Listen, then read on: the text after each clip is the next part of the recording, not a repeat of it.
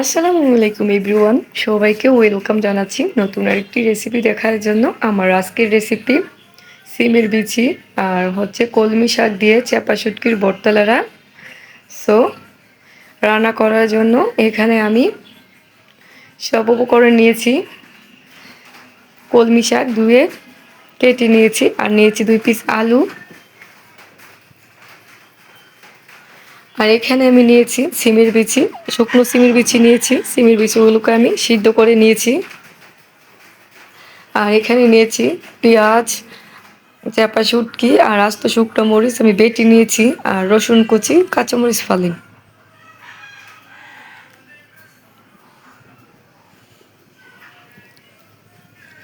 চুলাতে এখন আমি একটা কড়াই বসিয়ে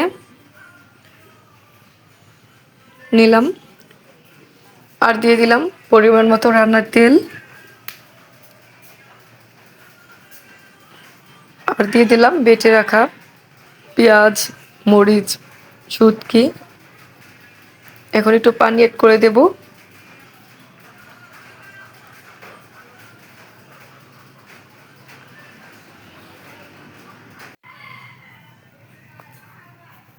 এখন দিয়ে দিলাম 1 চা চামচ হলুদের গুঁড়া,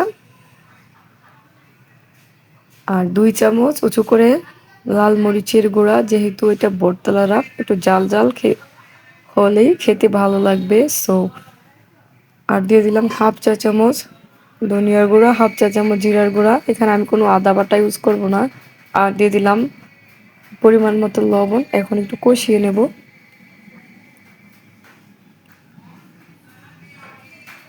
কষানো হয়ে গেছে, এখন আমি সিমের বিচিগুলো অ্যাড করব।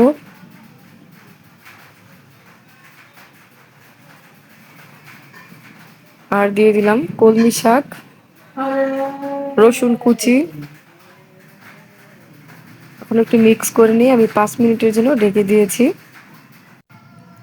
ফিরে আসলাম বন্ধুরা 5 মিনিট পর। এখন একটু নেড়ে দেব।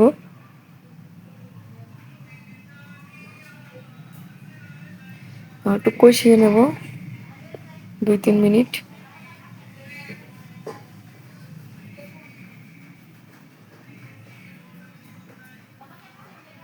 কষানো হয়ে গেছে, এখন অল্প একটু পানি অ্যাড করব, বেশি না।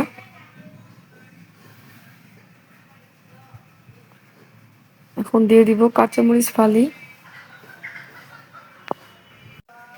এখন আমি চুলাটা মিডিয়াম টু লো ফ্লেম করে 10 মিনিটের জন্য চুলাতে বসিয়ে রাখবো।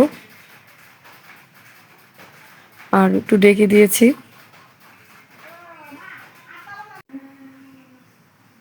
ফিরে আসলাম 10 মিনিট পর। আলহামদুলিল্লাহ, আমার রান্না কমপ্লিট।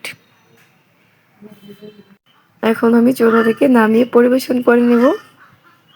বন্ধুরা, আমার রেসিপিটা আপনাদের কাছে কেমন লেগেছে জানি না, তবে আশা করি ইনশাল্লাহ ভালো লাগবে।